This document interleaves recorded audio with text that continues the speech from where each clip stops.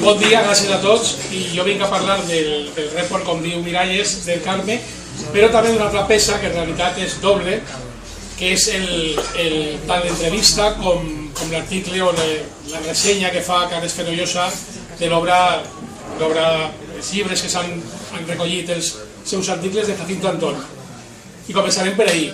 Jacinto Antón és un periodista del País, de Barcelona, que porta més de 25 anys fent cròniques, reportatges culturals, va ser Premi de Periodisme Cultural de l'any 2009, crec que era. I bueno, per a qui no el conega, per a qui tinga la sort de no conèixer-lo, perquè trobar-se Jacinto Antón de nou i poder llegir tot de nou és una sort, però és un periodista cultural que té, al nostre entendre, dues característiques molt clares.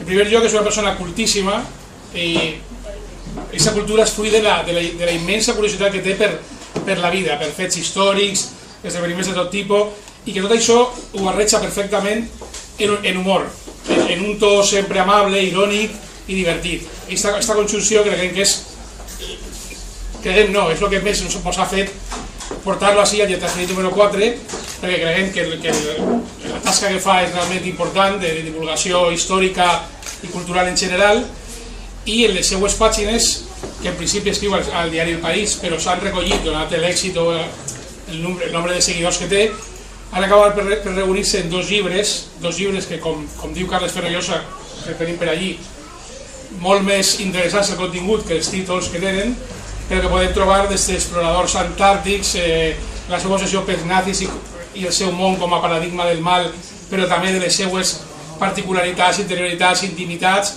els exploradors de l'època daurada de l'exploració, els naufragis, tot tipus d'aventures o qüestions d'aquest tipus, les capta, ens dona una nova visió, entenem, i molt divertida. I té també un efecte, els llibres d'Antón tenen també, al nostre entendre, un efecte molt potent que podem dir un poc com desinfectant. I és que d'alguna manera desenmascaren un poc el tòpic segons el qual determinades coses tenen que servir-se en un format sempre seriós i molt rigorós. Esto que quan parla d'història o de qüestions històriques, exploratòries, aventures, ho fa sempre en un to que és complicat arribar a llegir dos paraules d'Antón i que no tinguen un to d'humor, irònic, divertit, i tot molt ben conjugat i en un castellà que entenem excel·lent. Tot això ens ha fet portar-lo a la revista i concretament porta dos peces, com he dit, una entrevista que li fa a Miralles, el nostre presentador polivalent, i per altra, l'entrevista en la qual deixen tots aquests temes que estem parlant i molt més, perquè segurament que donaria per entrevistes no de 6 pàgines sinó de 18, i per altra banda una peça més reposada de Carles Fenollosa, en la qual en la seva habilitat habitual dissecciona d'alguna manera tot el món interior de Jacinto Antón i de la seva forma de plasmar-lo i donar-nos-lo com un regal. Això per la banda de Jacinto Antón. Per l'altra, que és la peça que va tocar a mi fer en aquest cas, és la peça sobre el barri del Carme, però particularment dels inicis. Ningú busca així ninguna explicació del Carme més modern. Estem parlant des que allò va iniciar-se l'any 69 fins aproximadament el 78, no més enllà.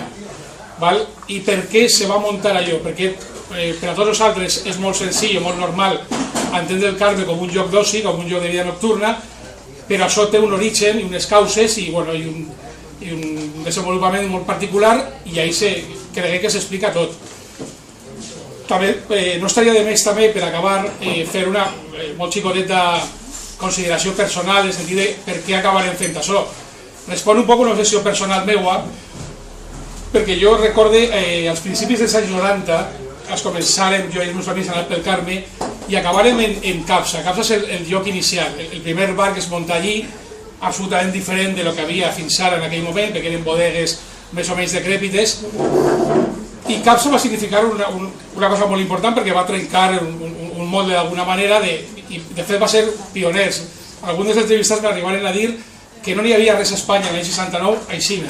Jo no ho sé, s'ha reflexat a Xina en l'article, però bueno, això estarà per decidir. Ells ho tenen molt clar i crec que probablement sigui a Xina. Respolla vos dic que jo en l'any 90 i pic, 90, primers de 90, es començàvem a anar al Capsa, que encara estava viu però era un joc ja en decadència clara. De fet, n'hi ha fotos que portem en el lletra que se veu el karma inicial, però era molt diferent de lo que jo vaig trobar-me. Estava desfet d'alguna manera, hi ha un piano que estava allí impolut en la foto que traguem, jo recordo aquest piano absolutament ratllat, ple de noms, d'històries, i era un joc que, bueno, que era, continuava, tot i la decadència, tenint un aire un poc especial. Recordo una nit que anàvem allí i que de repente jo estava allà tancat, i un amic fa poc, arran de l'article este, me deia això: tu te recordes la nit que arribàrem i ja el Capsa no estava? No ho recordava i gràcies a ell vaig recordar-lo. I poc més, creguem que hem sigut tot lo fidels a la realitat que hem pogut. No n'hi ha literatura, no n'hi ha textos que parlen de tot allò.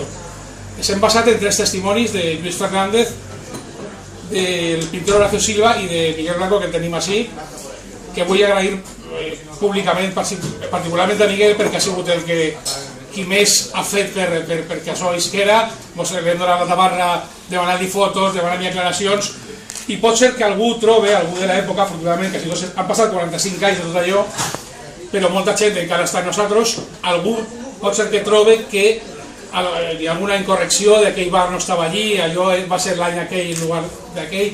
Bé, si hi ha alguna incorrecció d'aquest tipus, només demanem que siga perdonada, més que res per la complicitat i la simpatia que crec que destil·la l'article. Crec que se veu, d'alguna manera ens considerem d'alguna manera fills de tot allò un poc, i tot això, simplement que si alguna cosa no està exactament on devia, que espero que no, que se perdone per tota aquesta complicitat que mantenim i que volem que d'alguna manera l'article doni un inici, un tret d'eixida d'una recuperació d'aquesta memòria també de la ciutat, i que d'alguna manera està perdent-se a poc a poc, i que confiem en que en això reviscole i que vaig avant.